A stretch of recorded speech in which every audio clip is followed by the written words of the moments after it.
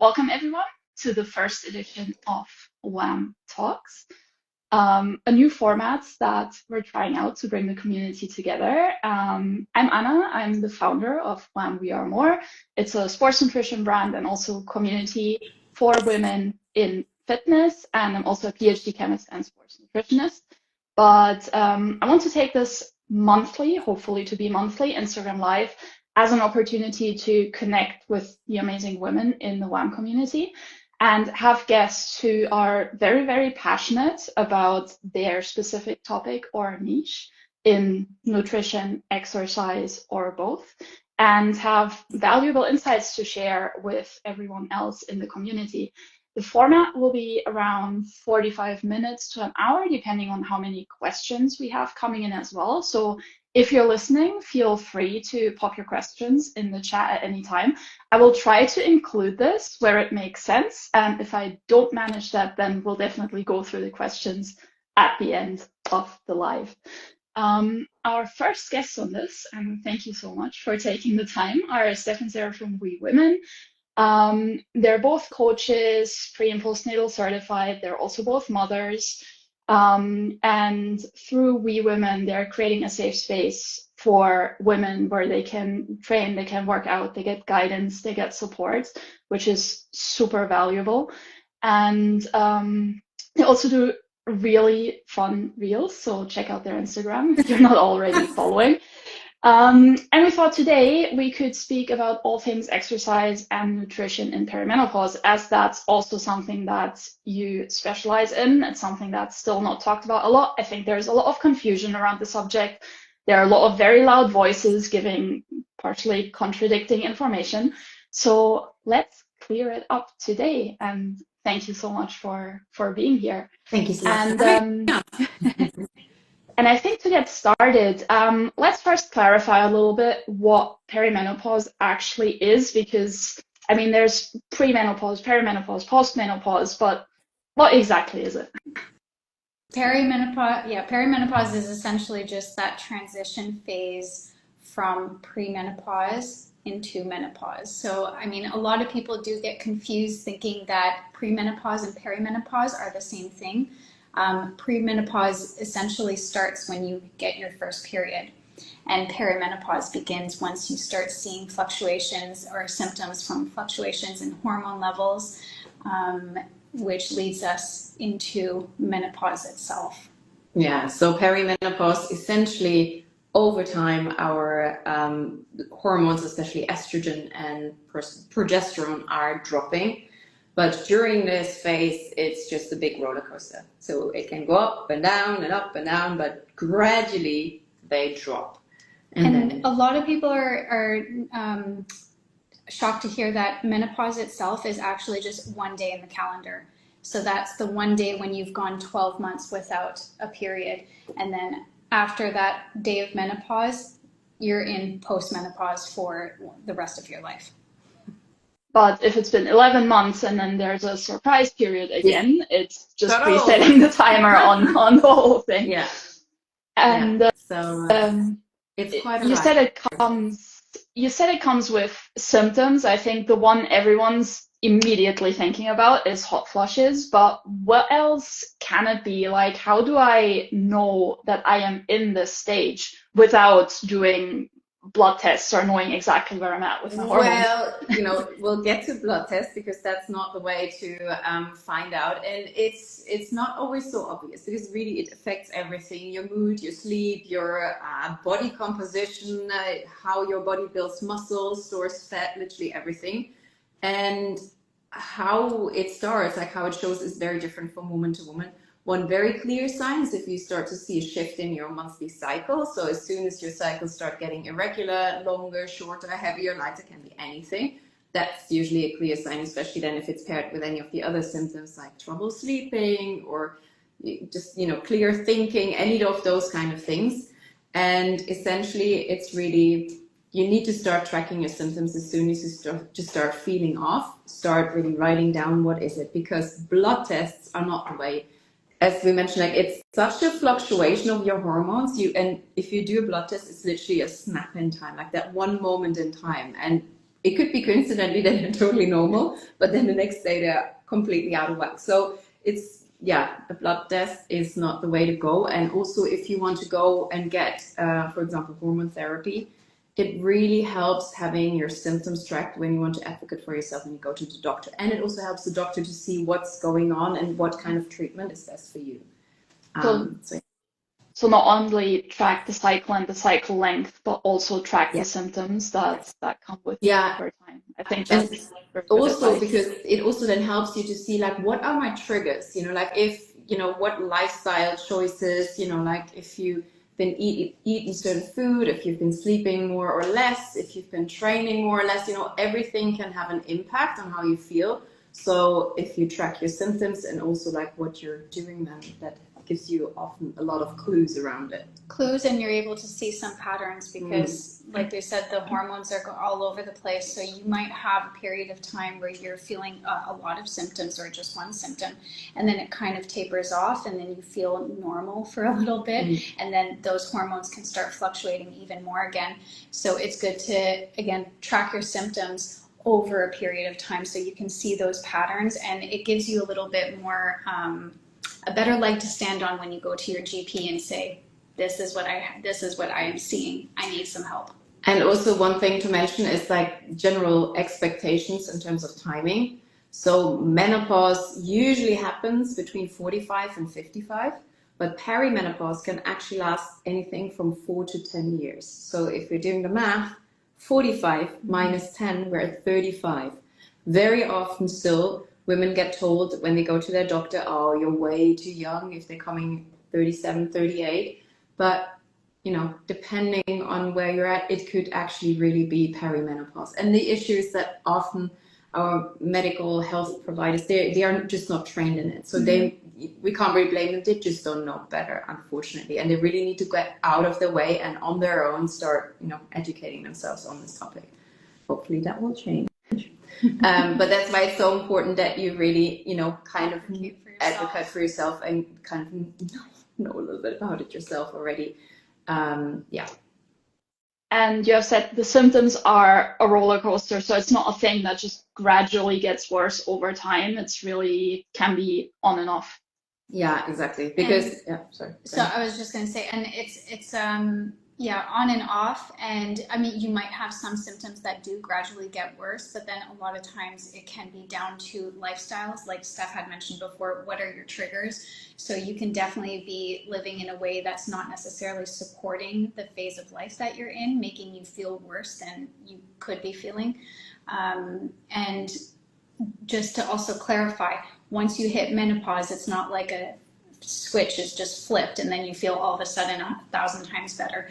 Unfortunately, those symptoms can even go on into menopause for a few years as your body's trying to like find a new balance with adjusting to the lack of those hormones, the estrogen and progesterone. And if you have the chance, then have a chat with your mom about it, because that is actually a really good indication for when you will likely be hitting perimenopause, menopause, also like when symptoms show up. My mom interestingly said that for her it actually was worse after, like post-menopause was the worst time in terms of hot flashes for her. It's like, okay, interesting to know. Something to look forward to. But eventually, it will get better on the other side, so to say. But yeah, it can take some time. But, it's very individual, woman to woman. And what's also important to know is like not everything we feel. So there's a lot of things that are happening in our body that we should be aware of. And even if we don't have any issues right now, it's important that we do something so we don't have any issues later down the line, because you do not want to have brittle bones when you're 70 or, can't get up from your chair anymore, pee your pants. There's a lot of things going on. I would say let's dive into it because we mentioned lifestyle before. Nutrition and exercise are obviously a big part of that lifestyle.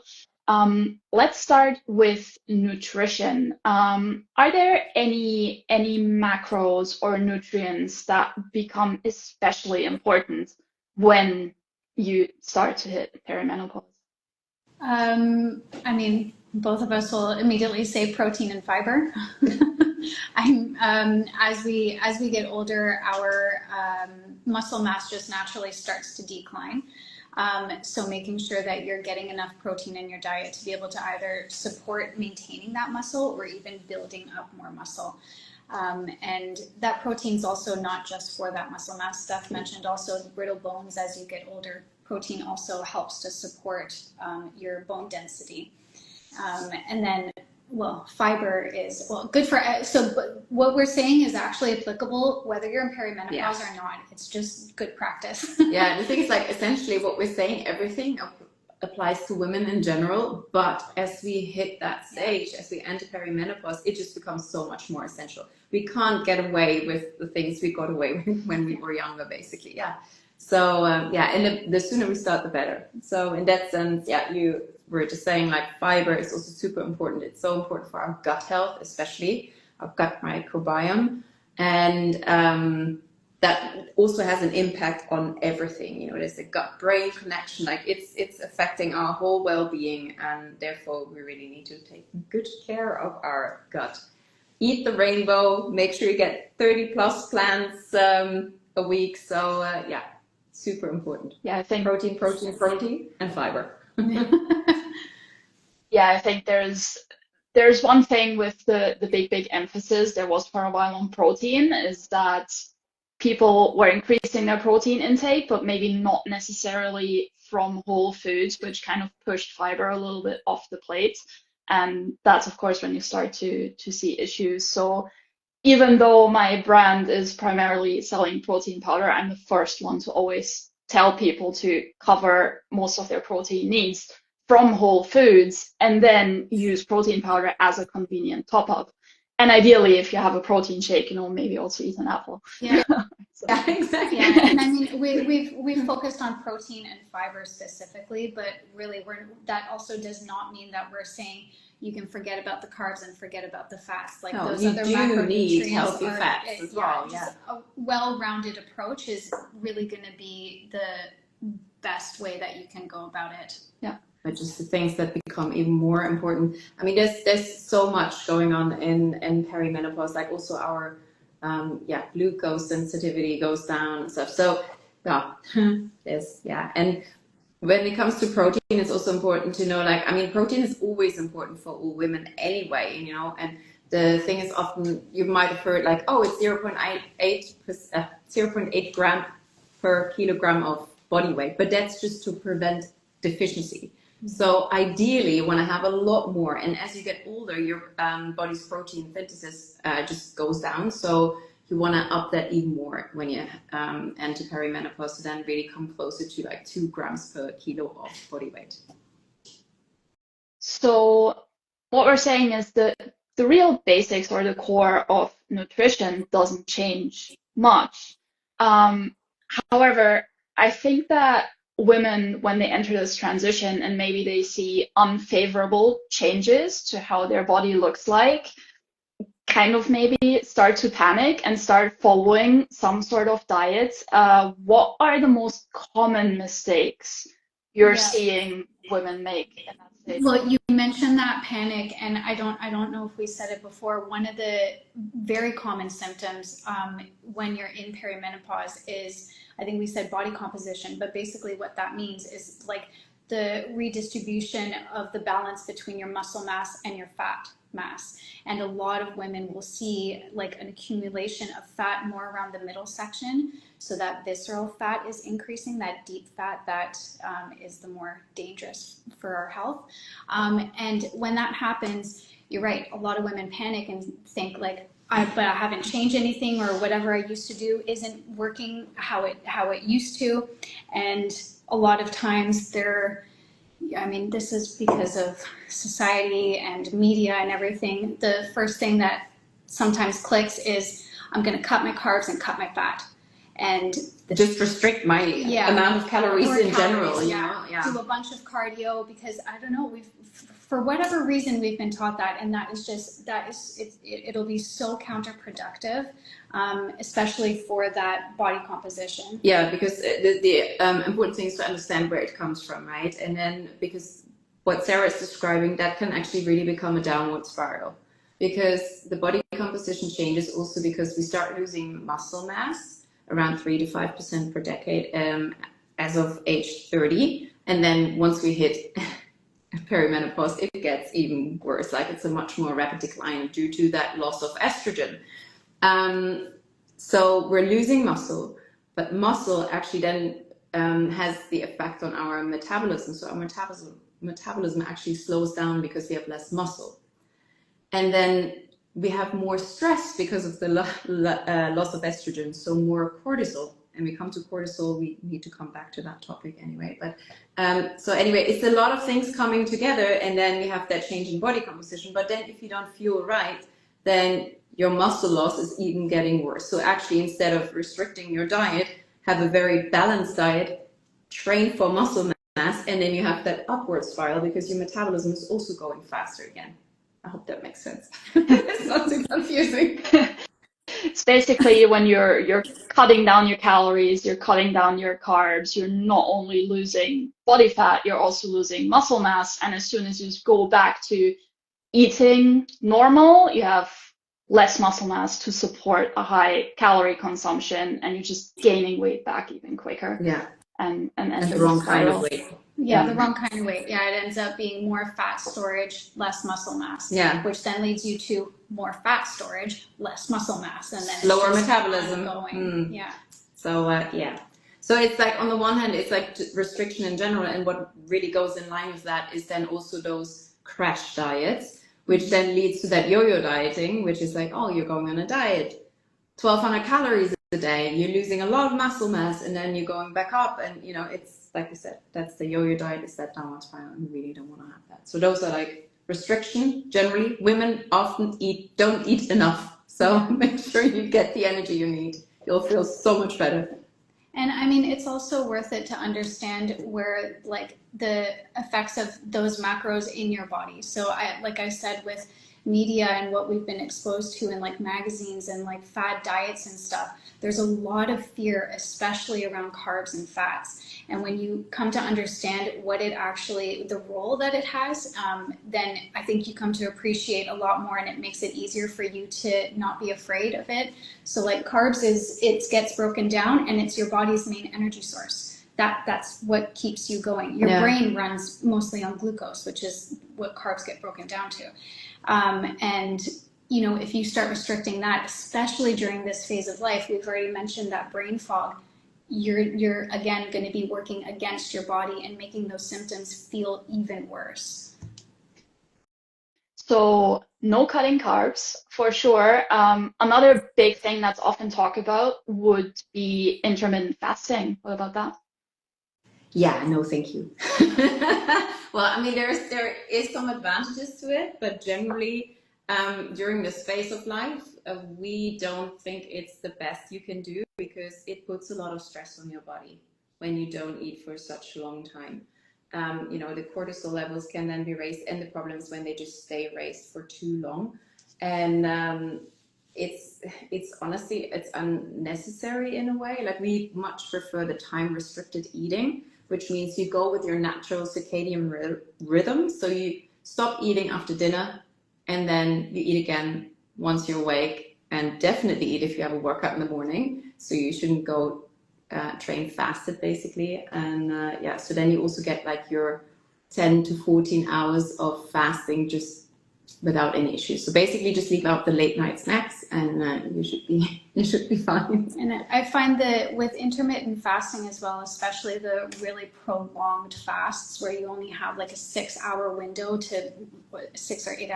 to get everything that you need in. I mean, we've just been talking about how important it is to hit those protein goals throughout the day. And if you only have 6 hours, like, you can only fit so much in that time. So being able to eat normally throughout the day will make it a lot easier for you to be able to reach those protein goals. And to be honest, it's just so much more sustainable. Like, I know there of course are people out there that say, like, I don't need breakfast, I'm not hungry in the morning. Our advice to them is that's fine, but if you are going to train, especially if you're going to train, have something in the tank. We mentioned that carbs are your body's main source of fuel. If you don't have that, your body goes inwards, and breaks down muscle to then get that energy source. So you're not really getting the benefits from your training. Exactly. So a protein shake in the morning before your workout is always great, or like protein coffee if you want like a little energy boost with caffeine or something. So we're not saying you have to sit down and have a massive breakfast, but something it's just so that exactly your like body those gets that fuel. 15 grams of protein or something, just that little, half a protein shake. If it doesn't have to be a full one. Like I actually, in the past, I used to do fasted runs, like just because I'm just going first thing and then I'll eat after. It was fine, but I really feel the difference. Like my performance is so much better when I do actually feel myself before I go running, training, whatever. It makes a huge difference. So I think that's something many of us have experienced or experimented with. One thing about the meals, a lot of women who are in that stage of life might have family, might have kids at home. Kids might be picky eaters. They might be the ones preparing the meals. Do you have any practical tips in that regard? Yeah, I mean, to be honest, what we're promoting is just a balanced diet. So it's not just you that's going to benefit from that, it'll be your whole family.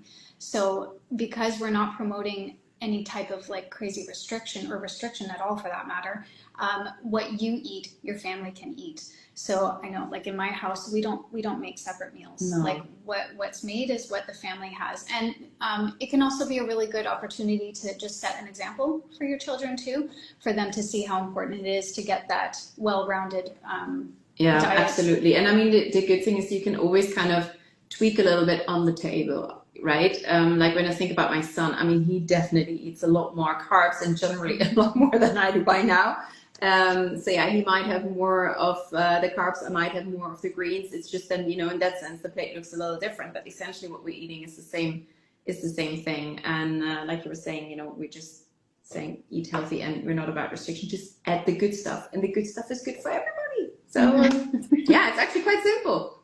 So yeah, to sum up, keep it simple. I guess is the main message here. For the whole family. And that's going to be also just the easiest way. Like if your goal is to eat healthier and you're having to make 2 separate meals because they don't want to eat what you're eating, like that's not, it's so hard for you to stick and to mentally that. too. It's not fun. So make it easy on yourself. And get most of your nutrients from whole foods. I think that is clear and is a given. But now that perimenopause is luckily a bit more spoken about, I see more and more and more brands popping up that have like menopause specific supplements or perimenopause specific supplements. Are there any you can actually recommend, or where do we stand in that regard? I mean, in terms of supplements, I think there's like some general, ground things we need to say. Like, first of all, I mean, we're not doctors or anything, so we would not say take this, take that. Yeah. Well, maybe to a couple of things, but and it's very individual, right? We don't just take supplements for the sake of it or just in case. Really just be very intentional with what you take, and for the most of the things, get tested if you actually need it, because too much can also be harmful depending on what it is. So yeah, having said those things, and also be very careful with marketing claims. If anything sounds too good to be true, it probably is. Especially when it comes to those proprietary blends and stuff. There are no magic pills. There is no, magic fix. Yeah, there's no resetting your hormones. No. There's no resetting your metabolism. There's like Steph said, if it sounds too good to be true, it is too good to be true. Save your money. Yeah. And also when it comes to detoxing and those kind of things, your body is detoxing itself 24/7. You can support your hormonal balance and stuff. Yes, there is good, with good nutrition, with whole foods and all that thing. But no magic pills. But having said that, there are some supplements we also take, for example. So, I mean, specifically when talking about perimenopause, well, not just perimenopause, creatine. All women, creatine. I've been in the gym for quite a while now, and I was taking creatine already like 12, 15 years ago when it was really viewed as like only for like big buff guys in the gym. But it is one of the most tested supplements out there.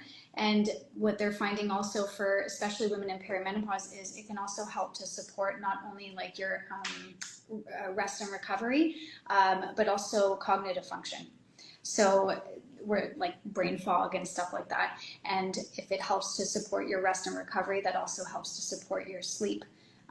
So creatine is definitely at the top of the list. Yeah, and then I mean there are some women that don't react so well to it, because people can feel a bit bloated. But if you're unlucky in one of them, then it might not be for you. But most women actually do quite well on it if they're taking Creapure, which is like known to be the most best digested or easier on the digestive system. Yeah.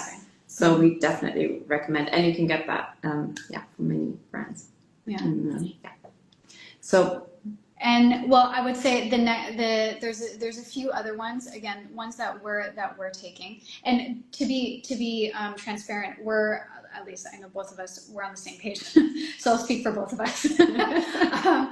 We're very intentional with the supplements that we're taking. It's not like we're throwing spaghetti at the wall and hoping something sticks and it'll be good for us, right? So the supplements that we're taking are supporting a certain function that we're looking to support.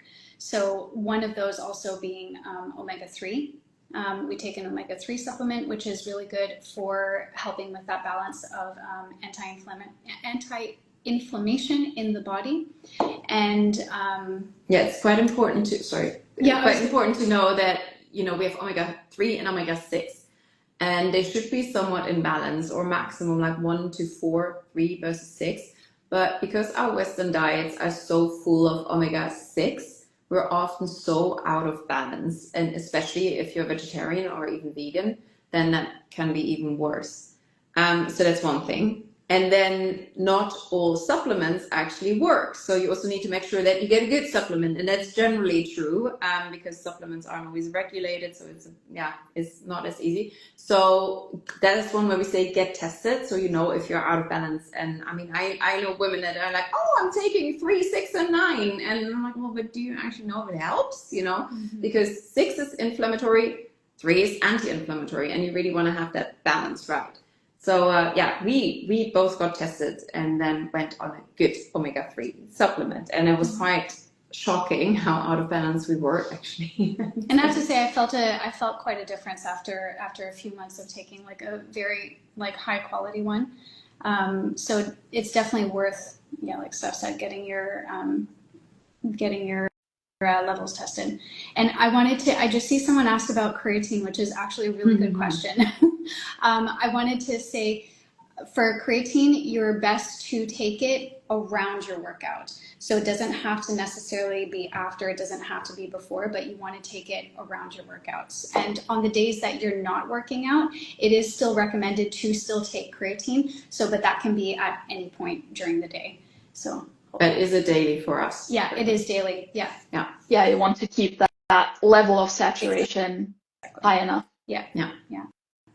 And then, next one we have is vitamin D. We also both take it. I mean, we live in the Netherlands. We probably don't have as much sun as you have in Barcelona. So, and also, we protect ourselves with sunscreen these days. So, you just don't get enough there. So most women also really benefit from vitamin D. It's also something you can get tested. So it's good to know where you're at, because too much vitamin D is also not good. But again, most people are deficient, but get tested before you just start popping your pills there, basically. And the next one we also both take. Magnesium. That's another one.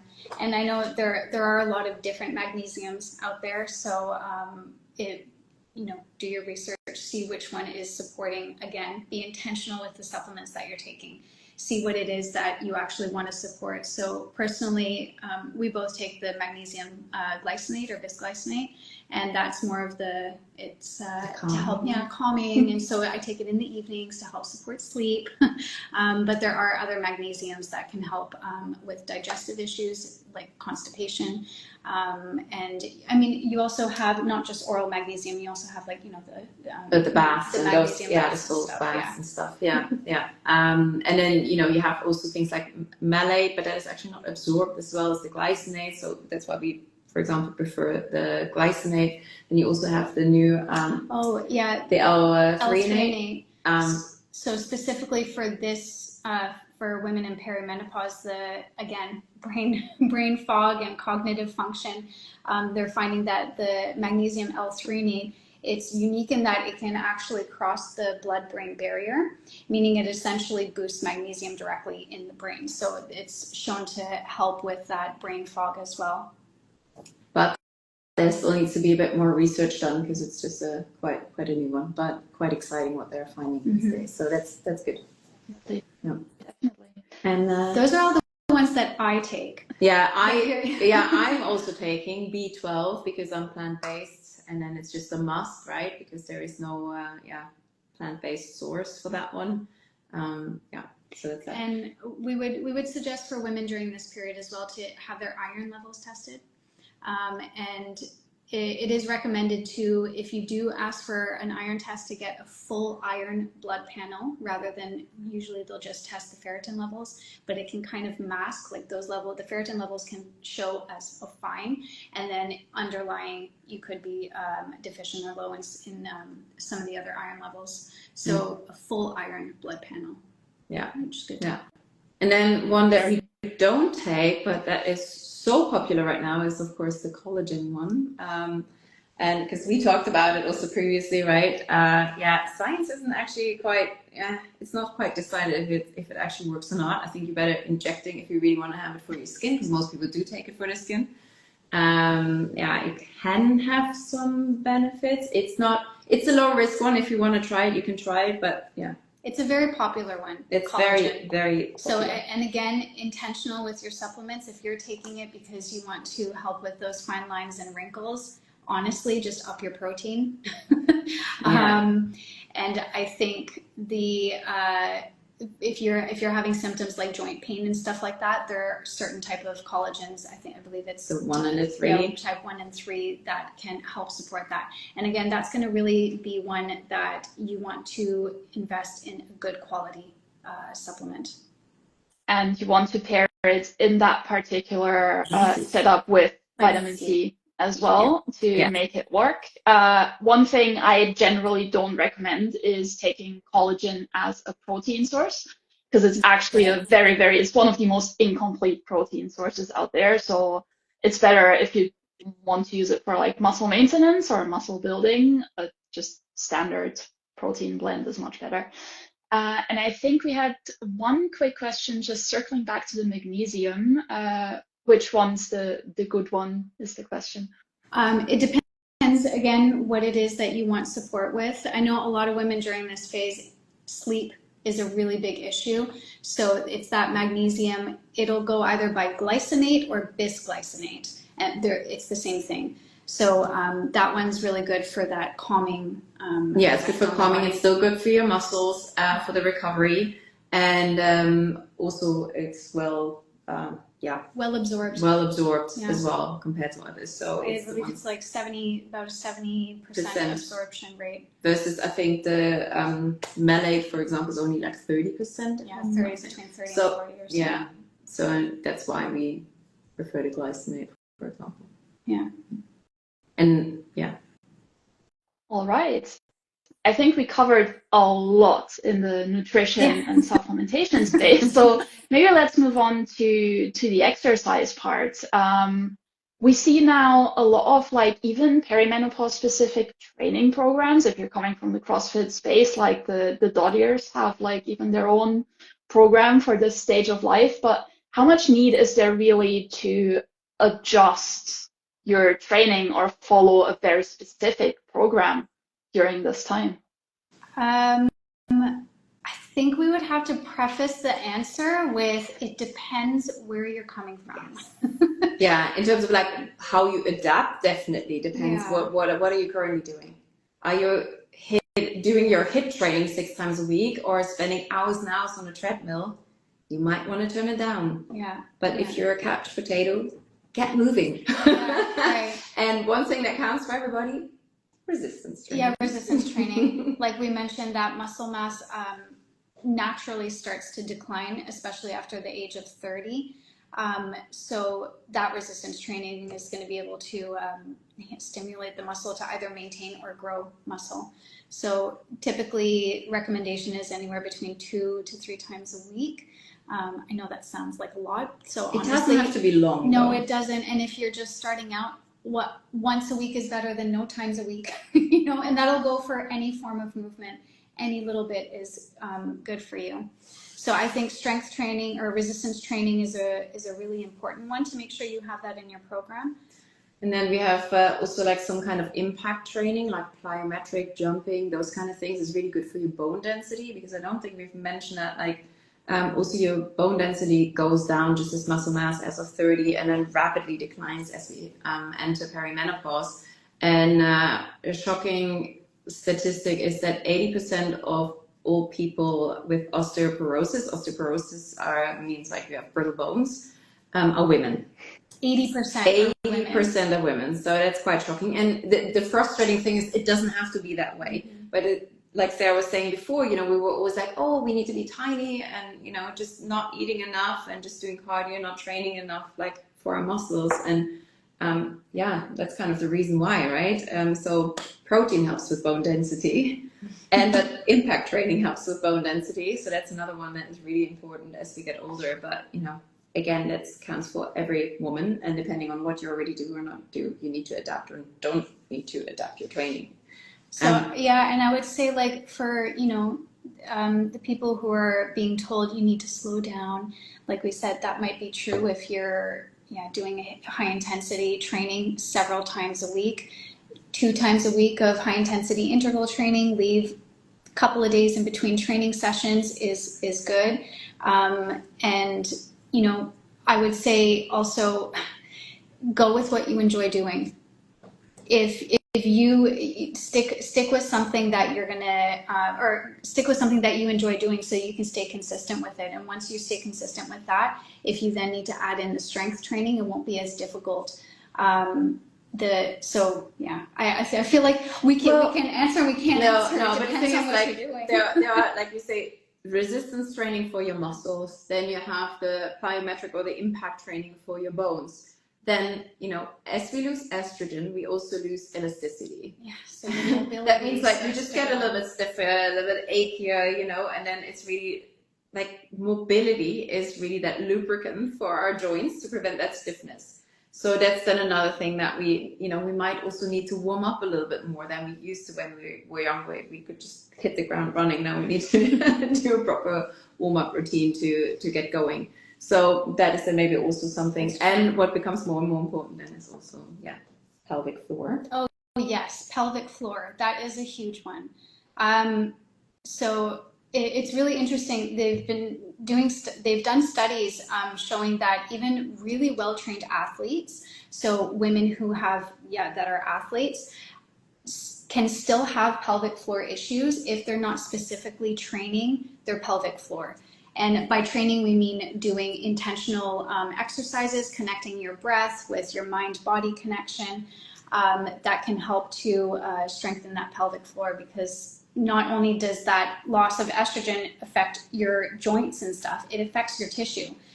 Look at your skin. Yeah, the same thing is happening internally. You know, it doesn't look like it did when we were 20 anymore. So yeah, your pelvic floor, and just to clarify, you know, this is everything, between your legs, basically. Yeah. That, and it supports your organs. It holds your organs in, basically, you know. And if that just gets completely loose, loses all the elasticity, and we're not training it, then things might start falling out. We might start leaking. So if we don't train our pelvic floor, we might all be wearing diapers when we're 80, and we don't want that. So this is something that it really annoys me the more I think about it, because it's like we said, we're both mothers, and it is so normal for people to be like, you had kids, that's why you're leaking. No, it's common, but it is not normal. So if yourself or anyone you know who's saying like, I pee every time I sneeze, that's not normal. You don't, and it doesn't have to be like that. So yeah, pelvic floor training is a really important one. Yeah, and also here statistics: 50% of all women, not just mothers, Yeah. will face issues like pelvic floor issues, either incontinence or even prolapse, meaning your organs start dropping too far down. So yeah. I hope we've scared you enough to start training your pelvic floor. It doesn't sound very sexy, but it's super important, and actually also speaking about sexy, exactly. Also improves intimate pleasure. So in that sense, also there, it's beneficial to train. So many benefits. Yeah. Probably not enough people paying attention to it. Exactly. You can do it while you're brushing your teeth. You know, nobody will know, and we could be doing it right now. All right, and I guess if you don't know what to do, there are people like you who will happily give advice on how to do it and how to implement it in not even, as you said, necessarily a training routine or anything, but just your day-to-day life, whenever, wherever. And so you just mentioned day-to-day life, and we're talking about exercising and stuff, but it, you know, everything that we're saying, your strength training, your mobility, the pelvic floor training, it doesn't have effect on just your exercise. It's going to have an effect on your everyday life. So a big driver for us is, what are we going to feel like 20, 30 years down the line? You know, are we going to be the ones that needs help getting up off of a chair? If you slip and fall, are you going to be able to catch yourself, or are you going to fall and fracture a hip? And, you know, so I think thinking in terms of like longevity as well is really big driver for making those shifts in your habit and making sure that you're hitting not only your nutrition, but then your exercise as well. And speaking of exercise, I think there might be a little bit of confusion right now, thanks to our darling social media. I think the new scarecrow is probably cortisol, and there's a lot of influencers and specialists that pretty much now warn women in perimenopause of high intensity, giving the argument it will raise your cortisol, which will make you gain belly fat. But on the other hand, we also have people who say you should do this like all-out sprint training. You should lift to failure because that's what your body needs. How scared should we be, and how do we find balance here? Well, I mean, balance is a good word here, I would say, because I would say they're both right and wrong in a way. Like, it is exactly put them together and you have the magic mix, right? Because the issue is the long-term elevated cortisol levels. We do need cortisol. Cortisol is super important. That's what gets us going. And also you want to spike your cortisol so it can actually drop. And in the end, that's also what even improves your resting cortisol levels. Yeah, so like specifically that high intensity interval training, they're right. It does spike your cortisol. However, in a good way. Yeah, in a good way. It spikes the cortisol, but then once you finish with your workout, your cortisol levels will start dropping as you recover. And they've done some studies, and it's also for that high intensity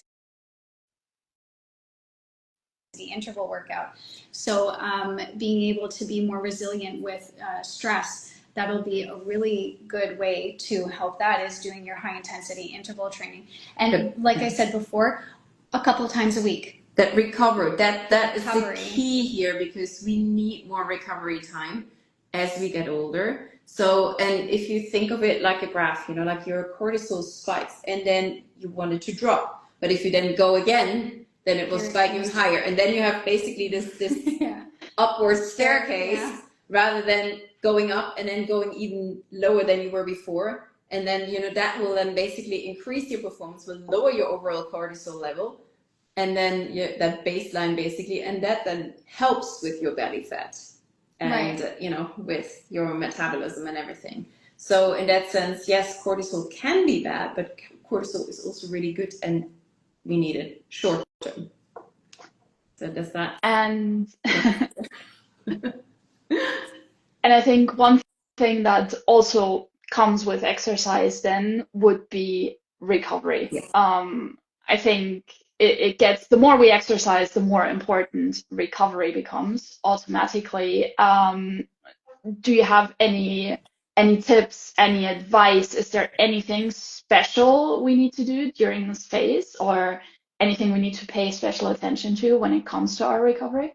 Well, I mean, just like we said, you need a bit more recovery. Like in that sense, slowing down to speed up, and also what you were just saying, like about the high intensity. Then, maybe that makes it easier to kind of chill and recover. Is you do have then an afterburn effect. So actually, while you recover, that's when the magic happens. So it is really important to give your time to recover. And like we were also saying, things like mobility, for example. Yeah, that you can just be an active recovery. an active recovery, do a gentle stretch, go for a walk. So it doesn't mean you don't have to do anything. You can have those days as well where you don't do anything.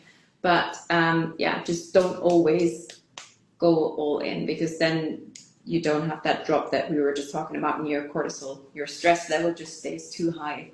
We need it a little longer. And I mean, part of prioritizing recovery is rest, and we're also talking about sleep. Yes. So do not underestimate the power of good quality sleep. And especially during perimenopause, it becomes even more crucial to get that sleep and that recovery. So having a good sleep hygiene routine, or just a wind down routine. And like I personally, once the kids go down, I roll out my mat and I do 10 to 15 minutes of mobility, stretch, whatever. And that's kind of my like decompress from the day. And for me, that really is like a non-negotiable. And before I go to bed, I'll always read a book or something. So I have like a routine that I go through that literally tells your brain, she's doing her routine. It's time to start winding down. We're going to be sleeping soon. It's like with babies. Yeah, exactly. So no one's tucking me in.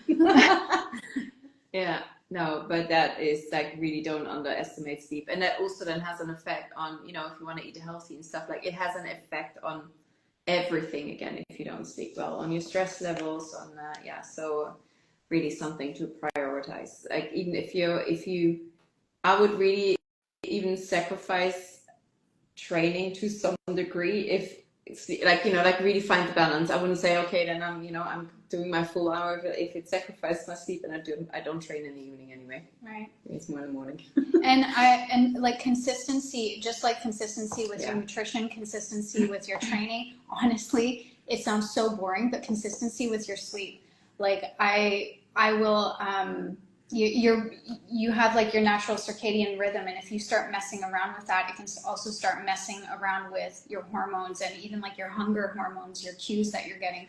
So making sure that you're waking up within a half hour of your normal waking time, even on weekends, because you will actually kind of be jet lagged. It's like a social jet lag. If you go to bed late and then sleep in, it's like having a jet lag, and that can really, there's people that tolerate it better or worse, but it has the same effect. So it's a lot of things you can do. I think it comes down to also having some sort of time management. I know that can be really hard for many women at that age in particular, because there's a career, there's family, maybe there's little kids around or teenagers.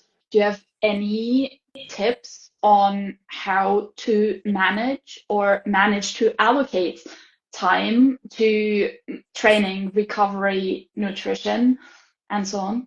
Yeah, we were actually just talking about this like before we got on with you, and I think one of the biggest things is give yourself the chance to sort of step back and see where are your priorities right now.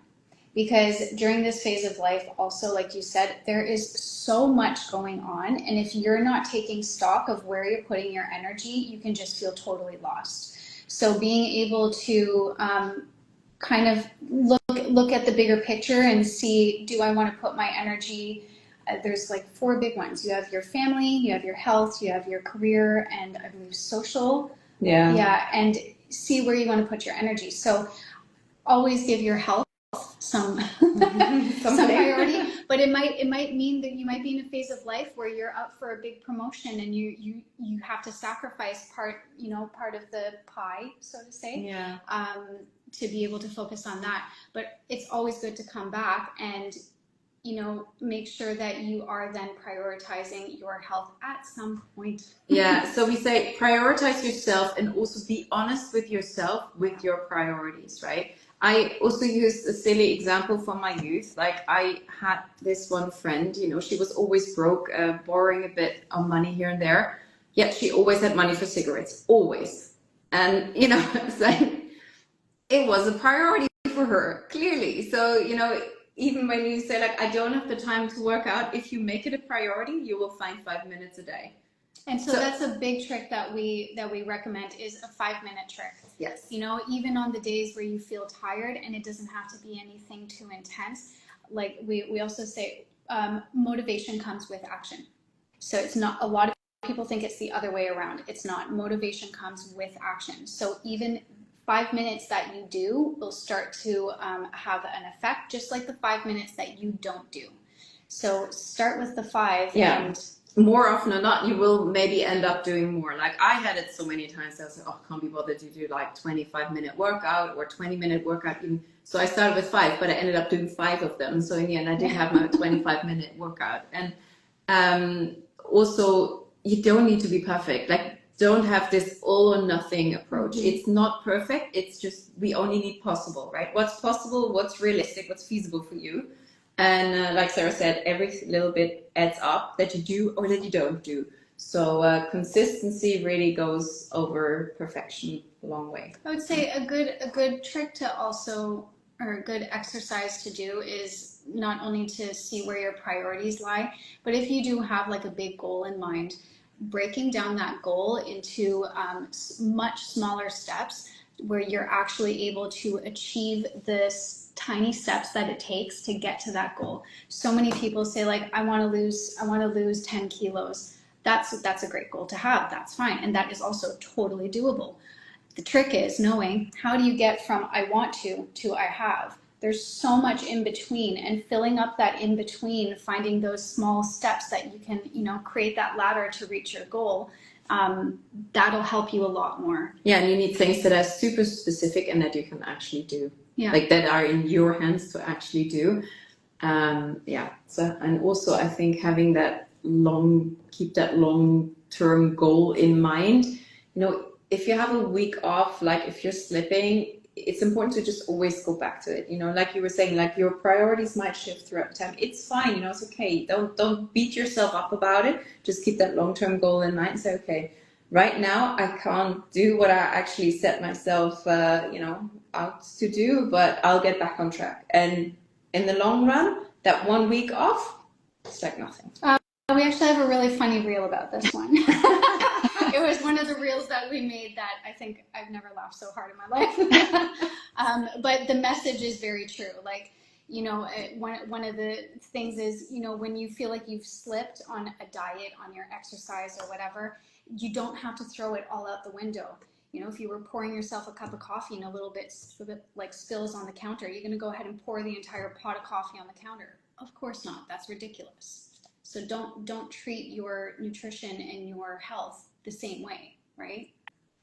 I think that becomes especially important if we're on this roller coaster of perimenopause, and there can be setbacks and everything.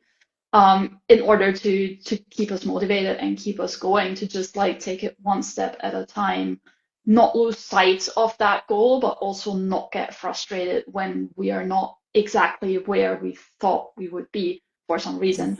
Exactly. And like zooming out and seeing that big picture.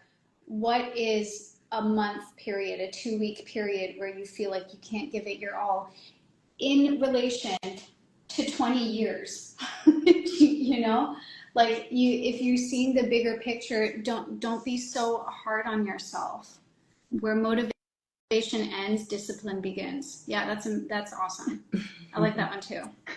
So that's really important to point out, is like those small steps that you're taking to reach your goal, eventually those become habits, and habits become just autopilot. You don't have to think about it anymore. So once you create those habits, it'll make it so much easier for you to stay on track to then reach your goals. And that brings us back to, make just small steps, small things that you're super confident that you can keep doing, because otherwise it just will lead to frustration. So really take easy small steps, and once that's just like normal part of your day, then you can start to up the game a little bit and add a little bit on top of that. And know that you're not doing it alone. Find yourself someone else who's going. There's more than workout buddy. Yeah, a workout buddy, or someone else who's in going through the same phase of life, and to be able to know that you're not in it alone can help so much too. Yeah, and like we were saying, like having this bigger why, not just also your goal, like in terms of, I want to lose 10 kilos, that's great. But in the end, what's really relevant, like if you know what's going on in our body and like how important that strength training is, like resistance training, we're doing that for the muscle, because, otherwise you might not be able to get up from the chair when you're 80. Like all these little things, if you really know why, that really helps also with motivation and setting your priorities. I want to run after my future grandkids, to be corny about it. Yeah. And and with all of that, I think community, or finding a community that supports you and that can also bring you back into it if you're out of it for whatever reason for a certain amount of time, is super, super important. 100%, especially like in this space, it can also sometimes feel lonely, and you think like, am I going crazy? Am I going nuts? And then just knowing like, no, you're not alone. Mm-hmm. We're all in this together, kind of thing, really helps. And I think at this point, and just to wrap it up, where can people find your community? Instagram. That's an obvious one. We also WeWomen.fit website, and at the moment we have an online program going, and if you are in the Netherlands, in Amsterdam, we do have some in-person workshops and classes that we give as well. And we're just kind of putting out some more things soon in terms of online programs. So if you want to know more about all the things we talked about today, then please do get in touch, and we'll keep you posted on what's coming up. Yeah, I think these talks are really important, because a lot of times, what you don't know what you don't know. And that holds so true to especially perimenopause. Is so many women for decades have felt like they've gone crazy, have been treated like they're crazy, because they just didn't know. So that's one of our missions. Is we do in-person classes, and we have the online program, is to just educate women on just the basics of what is happening in your body. Why is it important to eat nutritious foods? How does it affect you? The training, basically everything we covered today. Our Instagram, it's WeWomen.fit. Yeah. So we feel like, it's so corny, but knowledge is power. Knowledge is power. And what we want to make what we know common knowledge. Yeah, exactly. All women should know that, because you should. That's the way how we can change those statistics. Yeah, exactly. It is so horrifying. Definitely.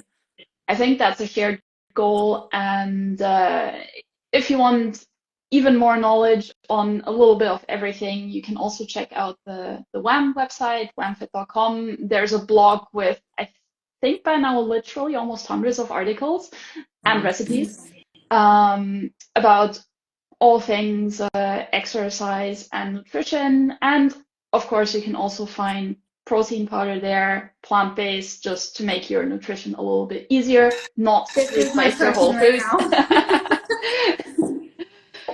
And with that, I thank everyone who listened and also jumped back in after the little tech glitch here. And hope I catch you on the next one, which will be in about a month. And I'll share more details on that on the WAMFit Instagram. And thanks to you, Stef and Sarah, for taking the time. Thanks so much for doing this. Thank you for doing this and for doing what you're doing, honestly. I think we are stronger together. There's a reason that we well, not only is your product like amazing, but I think everything that you stand for is so aligned to what we stand for. And I can only recommend, all the newsletters, what you just mentioned, like everything you have, I absolutely love. There's not many newsletters I actually read. I do read. Yes, that's so true. Yeah. I'm not sending many of them for that reason, but all right. Cool. Thanks everyone for joining. I'm gonna try to end this now on purpose, and I have no idea how. On purpose.